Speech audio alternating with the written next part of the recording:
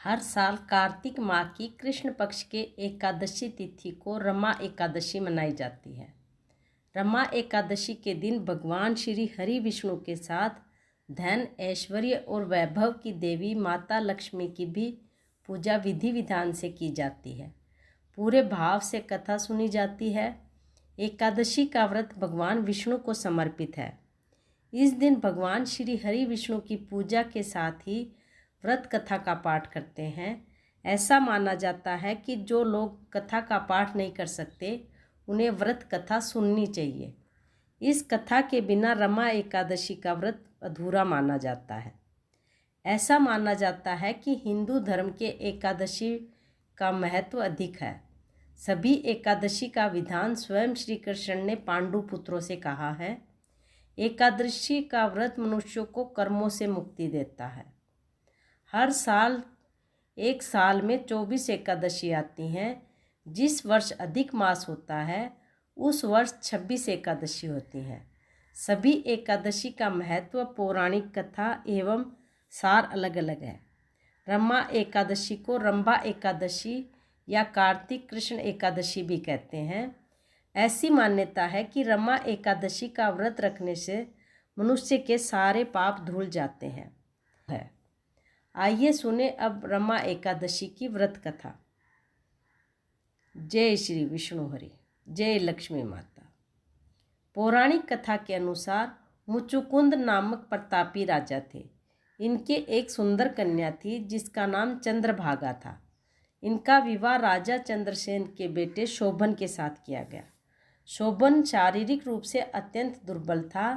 वह एक समय भी बिना अन्न के नहीं रह सकता था। एक बार दोनों मुचुकुंद राजा के राज्य में गए। उसी दौरान रमा एकादशी व्रत की तिथि। चंद्रभागा को यह सुन चिंता हो गई, क्योंकि उसके पिता के राज्य में एकादशी के दिन पशु भी अन्न घास आदि नहीं खा सकते थे, तो मनुष्य की तो बात ही अलग है। उसने यह बात अपने पति शोभन से कही और कहा कि अगर आपको कुछ खाना है तो इस राज्य से दूर किसी अन्य राज्य में जाकर भोजन ग्रहण करना होगा।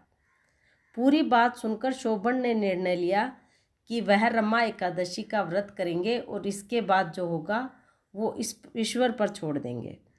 एकादशी का व्रत प्रारंभ हुआ। शोभन का व्रत बहुत कठिनाई से बीत रहा था। व्रत होते होते रात बीत गई, लेकिन सूर्योदय तक शोभन के प्राण नहीं बचे। विधि विधान के साथ उसकी अंत्येष्टि की गई। उसके बाद उसकी पत्नी चंद्रभागा अपने पिता के घर ही रहने लगी। उसने अपना पूरा मन पूजा पाठ में लगाया और विधि के साथ एकादशी का व्रत किया। दूसरी तरफ शोभन को एकादशी व्रत करने का पुण्य मिला और वो मरने के बाद एक बहुत भव्य देवपुर का राजा बनता है, जिसमें असीमित धन और ऐश्वर्य है। एक दिन सोम शर्मा नामक ब्राह्मण उस देवपुर के पास से गुजरता है और शोभन को देख पहचान लेता है और उससे पूछता है कि कैसे यह सब ऐश्वर्य प्राप्त हुआ। तब शोभन उसे बताता है कि यह सब रमा एकादशी का प्रताप है, लेकिन यह सब अस्थिर है। कृपया कर मुझे इसे स्थिर रखने का उपाय बताएं।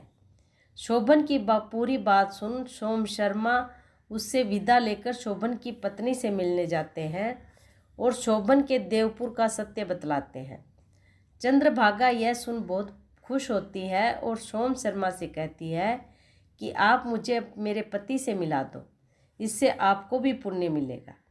तब सोम शर्मा उसे बताते हैं कि यह सब ऐश्वर्य अस्थिर है। चंद्रभागा कहती है कि वो अपने पुण्यों से इन सबको स्थिर कर देगी।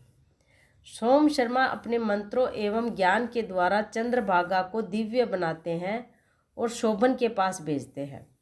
शोभन पत्नी को देख बहुत खुश होता है। तब चंद्रभागा उससे कहती है कि पिछले मैंने 8 वर्षों से नियमित रूप से 11 का व्रत किया है। मेरे उन सब जीवन भर के पुण्यों का फल मैं आपको अर्पित करती हूँ। उसके ऐसा ही करते ही देवनगरी का ऐश्वर्य स्थिर हो जाता है और सभी आनंद से रहने लगते हैं। इस प्रकार रमा एकादशी का महत्व पुराणों में भी बताया गया है। इसके पालन से जीवन की दुर्बलता कम होती है और जीवन पाप मुक्त होता है। आइए अब जानें कि रमा एकादशी की पूजा विधि क्या है।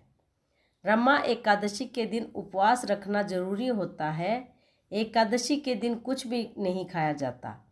उपवास को तोड़ने की विधि को पारण कहते हैं, जो कि द्वादशी के दिन होती है। जो लोग उपवास नहीं रखते वे लोग भी एकादशी के दिन चावल और उससे बने पदार्थ का सेवन ना करें। इससे विष्णु भगवान नाराज होते हैं। विष्णु भगवान की पूजा आराधना करने के साथ फल फूल धूप अगरबत्ती से विष्णु जी का पूजन किया जाता है और स्पेशल भोग भगवान को चढ़ाए जाते हैं। इस दिन विष्णु जी को मुख्य रूप से तुलसी की पत्ती चढ़ाई जाती है। तुलसी का इस दिन विशेष महत्व होता है। इससे सारे पाप नष्ट हो जाते हैं।